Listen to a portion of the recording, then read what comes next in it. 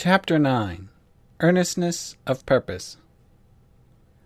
We read that Daniel purposed in his heart that he would not eat of the luxuries of the king's table, nor drink of his wines. This purpose was not formed without due reflection and prayer, and when once his position was taken, he was not to be moved from it. Daniel's companions also resolutely purposed to choose the real, the true, and the useful, rather than the momentary indulgence of appetite and pride. They resolved that their God-given talent should not be perverted and enfeebled by selfish indulgence. They reverenced their own manhood. They kept their eyes steadfastly fixed on the good they wished to accomplish. They determined to do all in their power to place themselves in right relation to God, and the Lord was not unmindful of their persevering, earnest effort. When the 4 Hebrew youth were receiving an education from the king's court in Babylon, they did not feel that the blessing of the Lord was a substitute for the taxing effort required of them. They were diligent in study, for they discerned that through the grace of God their destiny depended upon their own will and action. They were to bring all their ability to the work, and by close, severe taxation of their powers, they were to make the most of their opportunities for study and labor. While these youth were working out their own salvation, God was working in them to will and to do of His good pleasure. Here are revealed the conditions of success. To make God's grace our own, we must act our part. The Lord does not propose to perform for us either the willing or the doing. His grace is given to work in us to will and to do, but never as a substitute for our effort. Our souls are to be aroused to cooperate. The Holy Spirit works in us, that we may work out our own salvation. This is the practical lesson the Holy Spirit is striving to teach us. It is God which worketh in you both to will and to do of His good pleasure. The Lord will cooperate with all who earnestly strive to be faithful in His service, as He cooperated with Daniel and his 3 companions. Fine mental qualities and a high tone of moral character are not the result of accident. God gives opportunities. Success depends upon the use made of them. The openings of providence must be quickly discerned and eagerly entered. There are many who might become mighty men if, like Daniel, they would depend upon God for grace to be overcomers, and for strength and efficiency to do their work. I address you, young men, be faithful, put heart into your work. Imitate none who are slothful, and who give divided service. Actions often repeated form habits. Habits form character. Patiently perform the little duties of life. As long as you undervalue the importance of faithfulness in the little duties, your character building will be unsatisfactory.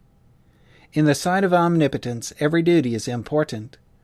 The Lord has said, "He that is faithful in that which is least is faithful also in much." In the life of a true Christian there are no non-essentials. Many who claim to be Christians are working at cross purposes with God. Many are waiting for some great work to be brought to them. Daily they lose opportunities for showing their faithfulness to God. Daily they fail of discharging with wholeheartedness the little duties of life, which seem to them uninteresting. While waiting for some great work, in which they may exercise their supposedly great talents, and thus satisfy their ambitious longings, their life passes away. My dear young friends, do the work that lies nearest at hand. Turn your attention to some humble line of effort within your reach. Put mind and heart into the doing of this work. Force your thoughts to act intelligently on the things that you can do at home. Thus you will be fitting yourself for greater usefulness. Remember that of King Hezekiah it is written, "In every work that he began, he did it with all his heart, and prospered." The ability to fix the thoughts on the work at hand is a great blessing. God-fearing youth should strive to discharge their duties with thoughtful consideration, keeping the thoughts in the right channel and doing their best. They should recognize their present duties and fulfill them without allowing the mind to wander. This kind of mental discipline will be helpful and beneficial throughout life. Those who learn to put thought into everything they undertake, however small the work may appear, will be of use in the world. Dear youth, be earnest, be persevering. Gird up the loins of your mind. Stand like Daniel, the faithful Hebrew, who purposed in his heart to be true to God. Do not disappoint your parents and friends. And there is another to be remembered. Do not disappoint him who so loved you, that he gave his life to make it possible for you to be co-laborers with God. The desire to honor God should be to us the most powerful of all motives. It should lead us to make every exertion to improve the privileges and opportunities provided for us, that we may understand how to use wisely the Lord's goods.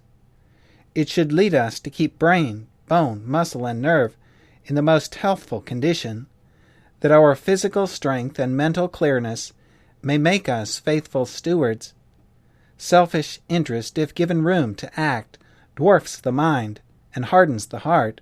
If allowed to control, it destroys moral power. Then disappointment comes. The selfish man has divorced himself from God and sold himself to unworthy pursuits. He cannot be happy, for he cannot respect himself. He has lowered himself in his own estimation. He is a failure. True success is given to men and women by the God who gave success to Daniel. He who read the heart of Daniel looked with pleasure upon his servant's purity of motive, his determination to honor the Lord.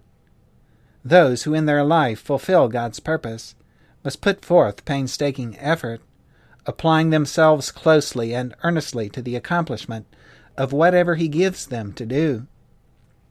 Dear reader, will you not determine to be as was Daniel, a loyal, steadfast servant of the Lord of hosts? The God of Daniel works mightily in behalf of everyone who seeks to know and to do his will. By the impartation of his Spirit, he strengthens every true purpose, every noble resolution. Youth's Instructor, August 20, 1903.